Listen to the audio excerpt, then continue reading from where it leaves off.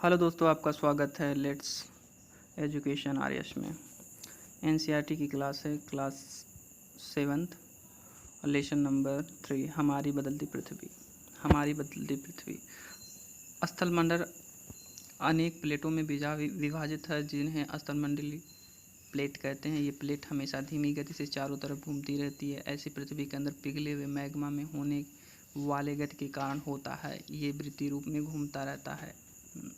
ज्वालामुखी प्लेटें हमेशा गति करते रहते हैं, जिसके कारण पृथ्वी की सतह पर परिवर्तन होता रहता है। पॉइंट: जो बल पृथ्वी के आंतरिक भाग में घटित होते हैं उन्हें अंतर्जनित बल कहते हैं। जो मतलब जैसे पृथ्वी है उसके अंदर जो बल लगता है वो अंतर्जनित बल कहते हैं। और पॉइंट नंबर: जो बल पृथ्वी की सतह पर उत्पन्न होते हैं उन्हें बहिर्जनित बल कहते हैं, जो ऊपर होता है। अंतर्जनित बल कभी कभी आकस्मिक गति उत्पन्न करते हैं तो कभी धीमी गति से। भूकंप एवं ज्वालामुखी आकस्मिक गति के कारण पृथ्वी की सतह पर अत्यधिक हानि होती है। भूपर्पटी भूपर्पटी पर खुला एक ऐसा छिद्र होता है जिसे पिघले हुए पदार्थ अचानक निकलते हैं, यानी ज्वालामुखी। भूकंप स्थलमंडलीय प्लेटों के गति के कारण गति करने पर पृथ्वी सतह पर कंपन होता है। यह कंपन पृथ्वी के चारों ओर गति कर सकता है, इसको भूकंप कहते हैं। जैसे किसी ने पूछा भूकंप किसे कहते हैं, तो स्थलमंडलीय प्लेटों के गति के करने पर पृथ्वी की सतह पर कंपन होता है, यह कंपन पृथ्वी के चारों ओर गति कर सकता है, इसे भूकंप कहते हैं। उपकेंद्र किसे कहते हैं, कभी कभी पूछता है एग्जाम में। उपकेंद्र भूप्रपटी के नीचे वह स्थान जहाँ कंपन आरंभ होता है। कभी कभी अभिकेंद्र के बारे में पूछ देता। उपकेंद्र उद्गम केंद्र में भू सतह पर उसके निकट स्थान को अधिकेंद्र कहते हैं। भूकंपी तरंगें कितने प्रकार की होती हैं? 3 प्रकार की होती हैं। नंबर: पी तरंगे, जिसे अनुदैर्ध्य तरंग भी कहा जाता है। यस तरंगे, जिन्हें अनुप्रस्थ तरंगे कहा जाता है। एल तरंगे, जिन्हें पृष्ठीय तरंगे कहा जाता है। भूकंप का मापन एक यंत्र से किया जाता है जिसे भूकंपी तरंगे कहते हैं। भूकंप तीव्रता रिएक्टर स्केल से मापी जाती है। किससे? रिएक्टर स्केल से भूकंप की तीव्रता नापी जाती है।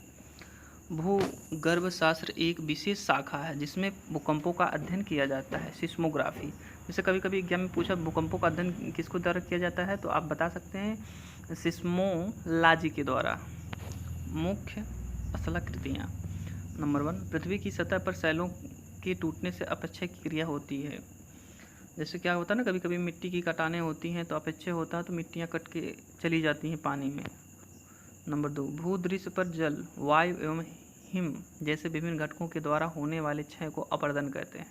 नंबर 3, वायु जल अपरदित पदार्थ को एक स्थान से दूसरे स्थान पर ले जाते हैं, एक स्थान से निपेक्षित करते हैं।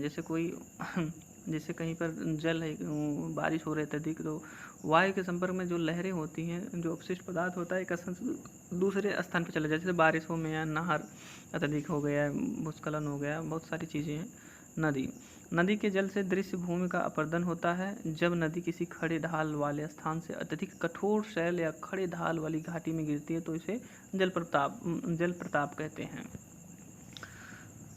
जब नदी मैदानों में क्षेत्र में प्रवेश करती है, जब नदी मैदानी क्षेत्रों में प्रवेश करती है तो वह मोड़दार मार्ग पर बहने लगती है, जिसे विसर्प कहते हैं। कभी कभी पूछा विसर्प किसे कहते हैं, तो आप बता सकें नदी मैदानों में जब नदी होती है क्षेत्रों में जब प्रवेश करती है तो मोड़दार मार्ग बहने लगती है, उसे विसर्प कहते हैं। इसके बाद विसर्पों के किनारे पर लगातार अपरदन एवं निरपेचन शुरू हो जाता है। विसर्प लूप के सिरे निकट आते हैं। समय के स्थान विसर्प लूप नदी से कट एक अलग झील बनाते हैं, जिसे चाप झील भी कहते हैं। कभी कभी पूछता है चाप झील के बारे में।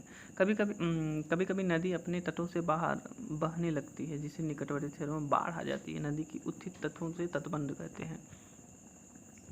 नदी अम्ल धाराओं में विभाजित हो जाती है, जिन्हें वितरिका कहा जाता है। नदी अपने साथ मलबे का निरपेचन करती है। मुहाने के अवसादों के संग्रहण से डेल्टा का निर्माण कर, जैसे पूछा था जो गंगा का बेसिन है तो सबसे बड़ा गर्त बनाता है डेल्टा भाग।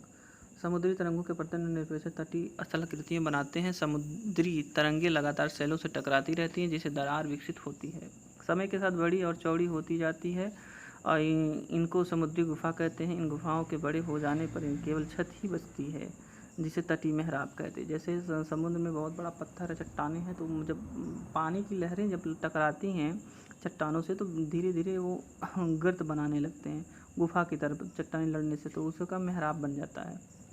लगातार अपरदन छत को तोड़ देता है जिससे केवल दीवारें बचती हैं, जिसे स्टैग भी कहा जाता है।